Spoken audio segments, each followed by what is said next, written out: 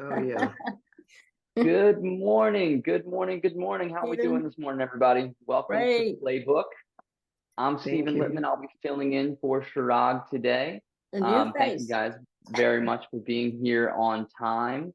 And I'm looking forward to diving in. Today, we're going to be talking about using likely to sell to create a predictable client experience. And so we've got, as I'm sure you're well aware, when we do these kinds of things and we have a coach like myself fill in for Chirag, we play a video that he's pre-recorded the night before.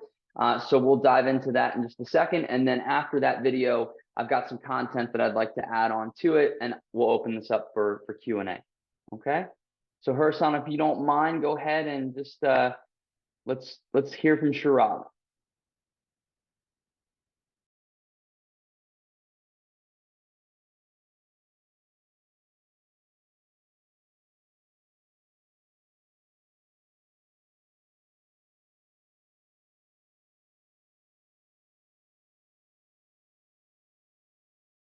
So as we continue down this road of predictable income, we're going to talk about likely to sell today and some great email scripts and phone scripts.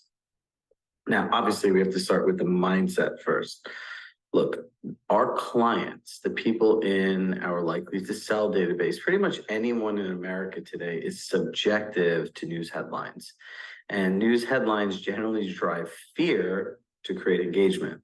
You can look at The Real Deal, who constantly is putting Compass down with these stupid headlines that make no sense, but it creates engagement. Thus, that's how their business model works. So let's think about this. If you're a seller right now and you're hearing all this information about inflation, high interest rates, et cetera, et cetera, et cetera, number one, we can always have a choice to take a powerful perspective on what the market is. We need to be able to share actual data with people that give them the reality of their personal situation. So the first thing is understanding that we have the information, they don't. What they have is fear, their current mindset, and what the news headlines are telling them, and their friends and family, which in most cases, I know in this business as well as you do, is not correct. Now, the next thing that we want to realize is that we have to frame the conversation. Framing the conversation, in essence, means I want to create a scenario where someone will want to engage in the conversation that I want to have, knowing it's their direct benefit. That's the way that you set the frame up in this conversation. What we do know is fact number one is since COVID, there have been record gains in home equity. In many markets, they're having compounded 20+% year over year annual gains. In markets like Florida, the numbers are beyond impressive. I remember in 2021, there was one neighborhood in Coconut Grove that the median home price the year before was $789 and went up to $1.9 million in a year. So people are sitting on more equity than they could imagine. So you don't know someone's personal situation, but you also don't want to come across as salesy. So let me share these scripts. We'll talk through the email templates, the client responses. Remember, the number one reason that you are not willing to send this information is because you're afraid at what people will say. And so we want to address and pre-frame those objections up front and give you the dialogues and the words to say. So let me share my screen.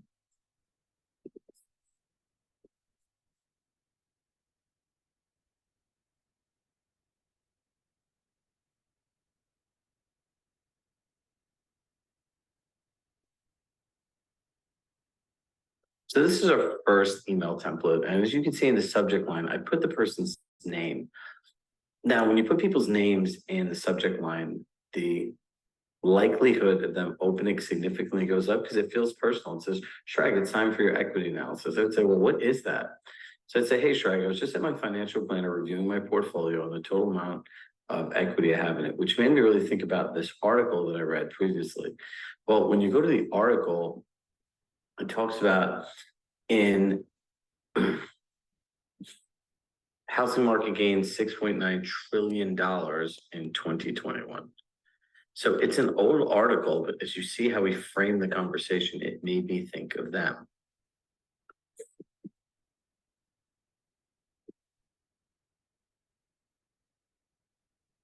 Now, if I'm reading this article, this will start piquing my interest.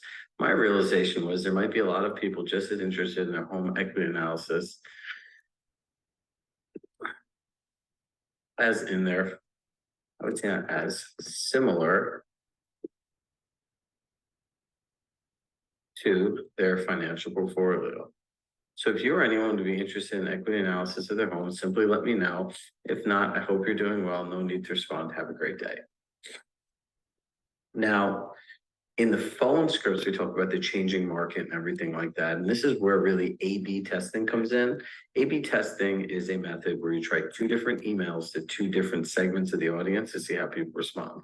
So if you're interested in taking the next level to this, I would put your own little spin on this and talk about the changing market. And I like using the words, every homeowner has the right to know the equity in their home. When you use the word has the right, it empowers the other person. So here are the common client responses that scare people. I don't know why you're sending me this information and everything else like that. Like, I have no interest in selling my home. Let me get rid of this like here.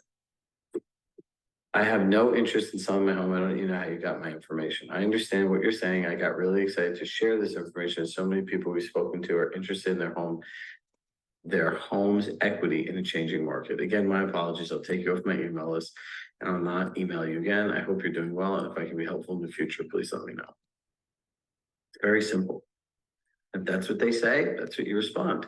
Here's another version. Shrug. As I speak with more and more clients, one of the consistent themes is the amount of equity clients have built in their home over the last 2 years. This article highlights the used housing market actually gained over $6 trillion in 2021, and the homeowners are benefiting from that tremendously. Therefore, I've been doing a lot of equity analysis for clients as they look to gain a full picture of their financial portfolio, especially in a changing market. So if you or anyone would be interested in equity analysis of their home, simply let me know. If not, I hope you're doing well. No need to respond. Have a great day. Same exact objection handler. Now, let's go to the phone scripts. Now, what I want you to do with this email script, I would email every single likely to sell. Again, I would email all of the people that bought a house, and I'd start from 2020, everyone that bought a house during COVID. You'd be surprised how many people are looking to move up right now. And if you look at it, what you can save in a purchase price today is probably better than what you can get in an interest rate. Remember, an interest rate can change, a purchase price can't. So that is something that you'll want to start thinking about and really know the numbers. So if I was calling you, I'd say, hey, John, it's Chirag from Compass, how are you? Hey, John, can I help you with something? This is for somebody that's slightly reluctant, as they're likely to sell, so we might not know everyone. We're calling people in your neighborhood to see if they wanted a complimentary home equity analysis in a changing market. Equity analysis, what is that? I'm not looking to sell my home. Not looking to sell your home? Totally understand, and this is not a sales goal. We understand that for most homeowners, their home is their largest financial asset, and wanted to simply offer an equity analysis so you can understand the value of your home in a changing market. Sellers, so you want to update me on my home's value, even though I have no interest in selling? That's correct. We believe every homeowner has the right to know the value of their home.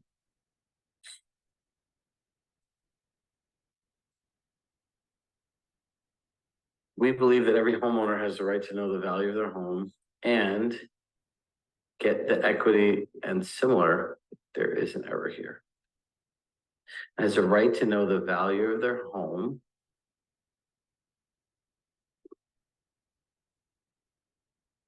comma, similar to the same way you get the annual equity value of your stock portfolio with your financial planner. Would that be okay? Wow, that would be great. What do I need to do? Agent, I have a few questions for you, and I can prepare the information and share it with you through email or meet you in person, which works better for you.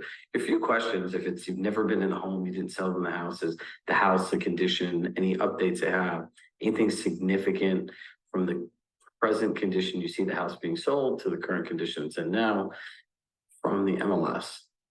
And then you say, I would love to insert what they prefer, email you the information, meet you in purpose. Great. I will insert again what they want, and I'll be in touch and insert how long it'll take. Simple thing.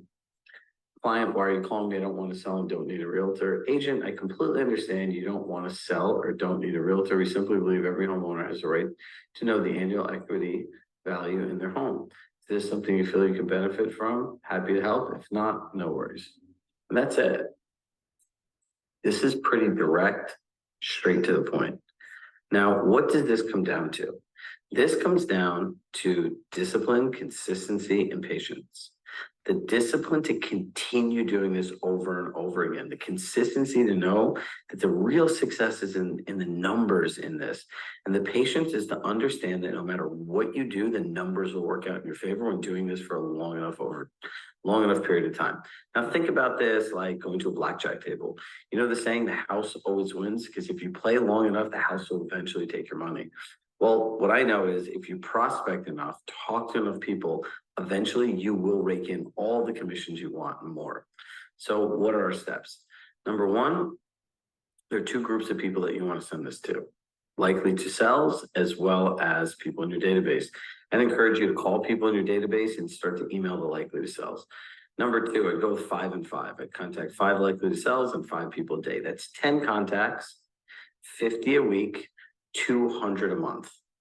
So if you did 200 of these a month, converting at a 1% rate, that's 2 new sellers a month, 2 new listings for 5 and 5. So that is simply what I want you to do today. Today we have a treat. We have Coach Stephen Littman, who's both been an SGM at Compass. He was one of the first 100 employees here, as well as a coach for Tony Robbins. And he's going to walk you through some great action steps, being proactive, some hacks in your CRM with this, and another spin on likely to sell. So as always, with love in my heart, I love you all. I hope you have a powerful day. And Stephen, we'll kick it to you. Bye, everybody.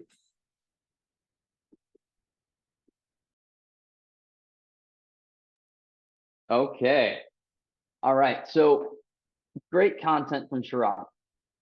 How many people thought that that was valuable? Just put in the chat, say yes.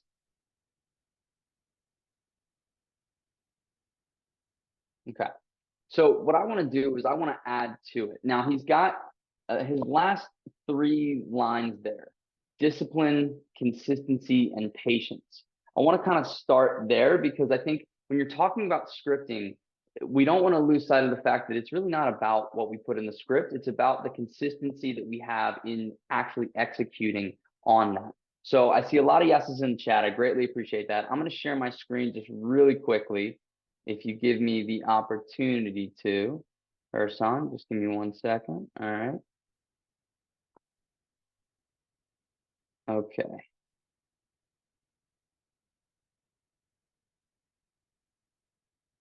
All right. Can everybody see where it says name of the game? Yes? All right, beautiful. So what did he talk about? He talked about 10 contacts a day, 200 a month, which comes out to 2 deals a month, the way he put it, or 24 deals a year. So now I'm curious. I'm gonna have a second question for you. You can make this a little larger. How many folks are currently following the 5 and 5? And I know you just heard about it, so there's no criticism here. I'm just curious. How many people call it last Friday, last working day? Although I know that was more like Real Estate Wednesday because our work never stops. But let's just say, how many people last Friday reached out to 10 people? I don't care if you emailed them, you called them, but if you did do that, I see a lot of notes, but if you did do that, let's celebrate you. Go ahead and put yes in the chat if you've done that. Keith, amazing. John, fantastic. Okay, Rich, half, that's not bad, right? We're half full. Whitney, phenomenal. Not 10 a day. I am consistent on making calls from Luciano. Well done. Okay, so then who would like to be brave enough to come off of mute and kind of, let's just discuss, let's get real for a second. What could get in our way of being disciplined, consistent, and patient using what we all felt was good content that's likely to sell?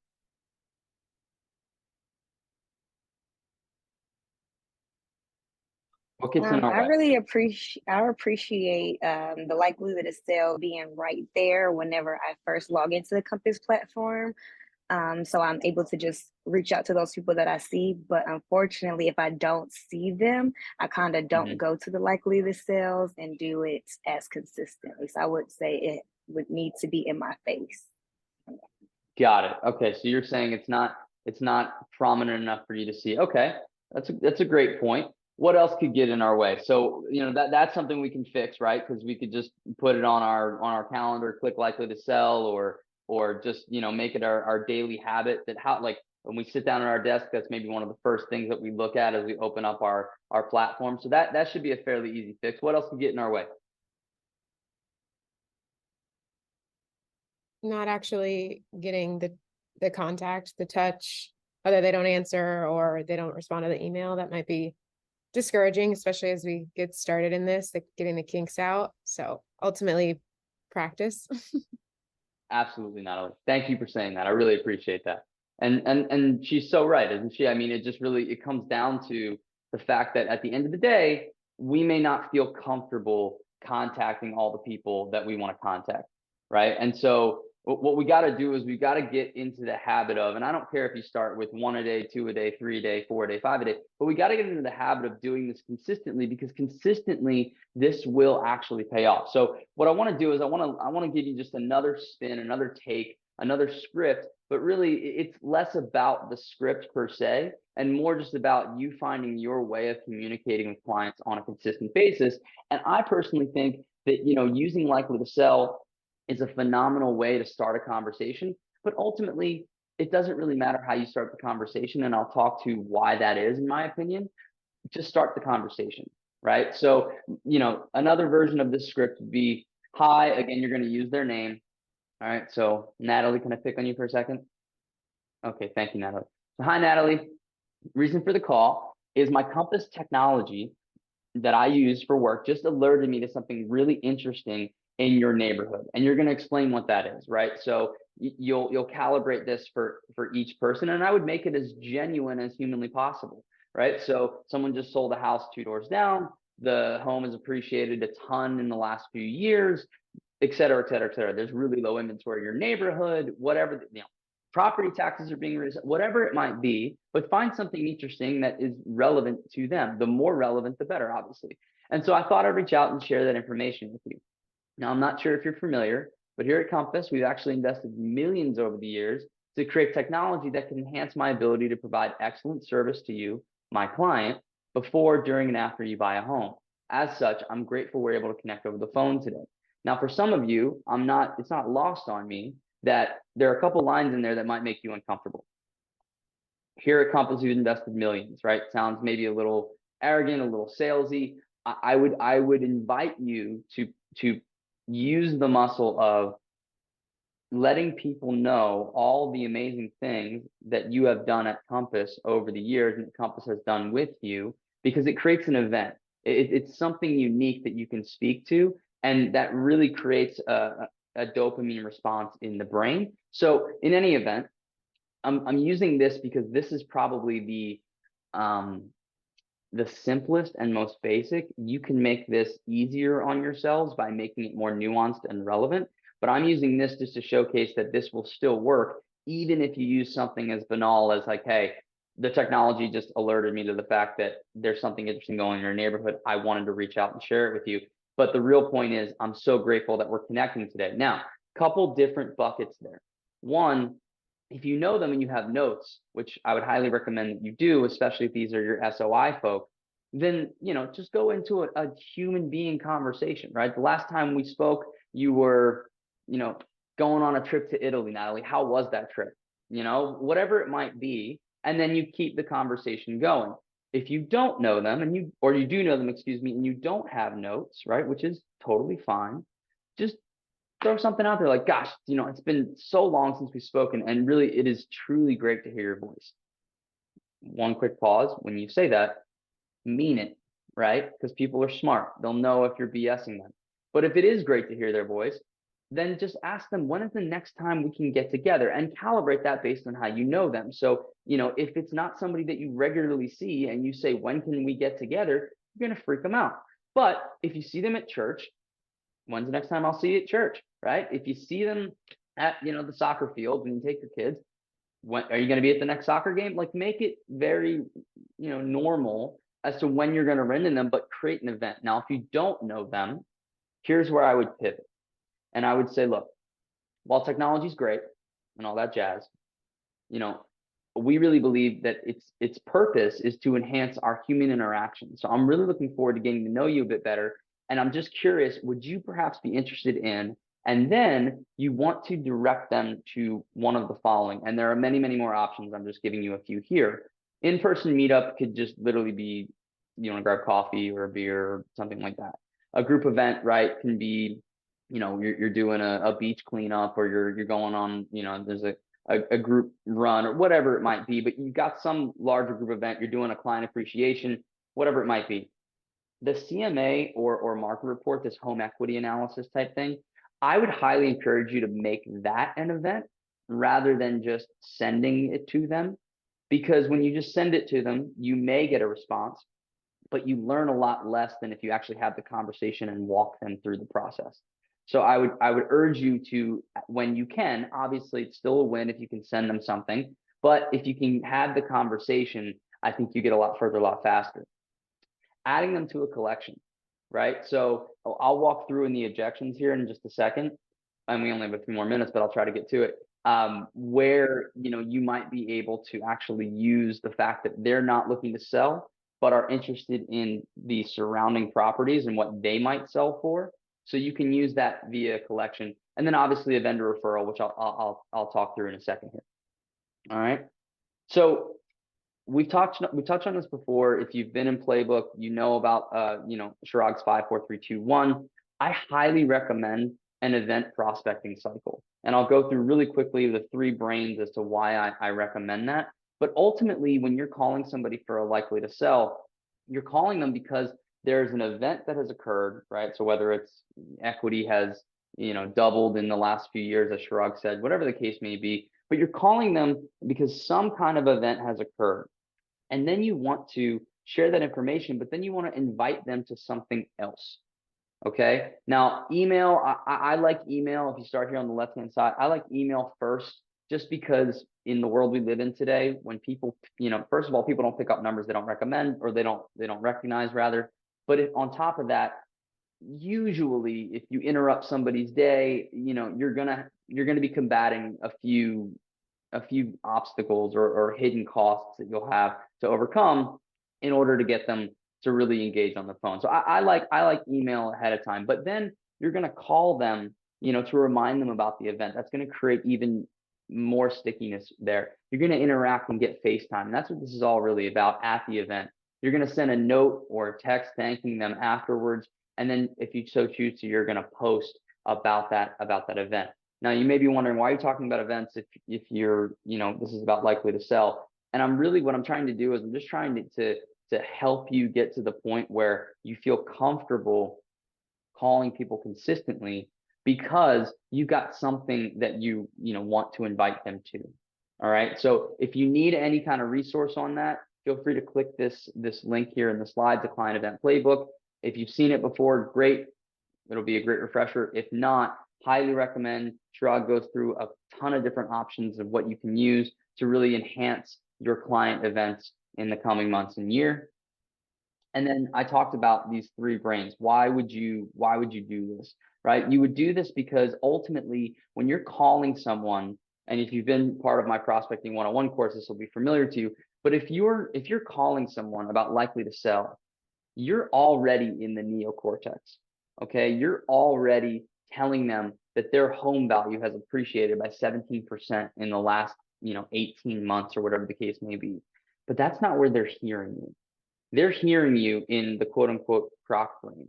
What they're hearing is, who is this stranger and what do they want? Can it hurt me?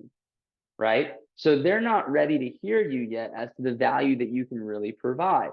That's why if you can get through the croc brain just by being a normal human and having a normal conversation of how are you, how are things, getting away from the facts, getting away from the technology, and just engaging on a what I call a normal level, then you can get into the midbrain. And the midbrain is very much about our tribal nature. It's about how you know people through social proof. It's about an event, which is why I like events so much, but something that's upcoming, that's exciting, that they might want to engage in, right? That they know someone else who might also be at, et cetera, et cetera.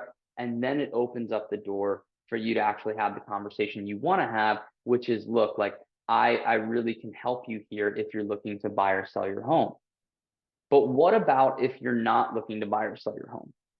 Okay, because I wanted to throw out, if it's of any value to you here, I wanted to throw out some harder objections, right? So the first one that I think of when I think about using likely to sell, and I don't know if you guys agree, is no. I pretty much know what my house is worth. I use Zillow, Redfin. I don't, I'm not looking to sell anyway, so this isn't really of any value to me, right? How many people feel like that could be a response to your likely to sell outreach? Just hit yes in the chat if you think that that's viable. Okay. All right. So I'm not alone. Thank you guys. Often the answer. All right. So here's the thing. This is a phenomenal moment in time where you can separate yourself from 90% of the other agents out there, because you're not going to stop with, okay, I'm just transactional. You're mission based, right? And so you're going to say, fantastic. Like, since you're not selling your home anytime soon, do you plan on doing any renovations or upgrades to the house? The only reason I ask is I offer my vendor list and their preferred rates to all my clients who are not looking to sell their home anytime soon, so that they can create the home of their dreams for themselves and their families. What do you plan to do to the house? Right now, if they're like, oh, actually, we're going to do, someone said Steven hit the red button to remove the chat. I don't know how I did that, or, oh, can you take the, I see. Sorry about that, guys. All right. So since you're going to get these slides anyway, but good point. Okay. So the idea here really is that you want to show that you're interested in adding value in between transactions, right? And you can do that with upgrades. Now, if they say, yes, we're looking to redo the kitchen, amazing. I'll make an introduction to the right person later on. And then please, please, please, please follow up after they've done the work with both the client, who will be, hopefully, if it's a good vendor, over the moon with their new kitchen or whatever, and the work that's being done, but also they now kind of owe you in a weird way, right? And it's not one of those things that you're going to then demand something in return. Obviously not. That's not why you do it. But people understand kind of the social capital that is transferred, and they'll want to help you. So please, please, please follow up. I see too often people are doing great deeds for people and they never follow up. So they never actually get that return on the investment they made. And then also follow up with the vendor, right? The vendor will also be in a position where they know people who may be looking to buy or sell their home, and they're going to be grateful for the added work. Okay, so that's if they wanted to get work done. A lot of times they're not going to have anything that they want to do. Great. It's fantastic.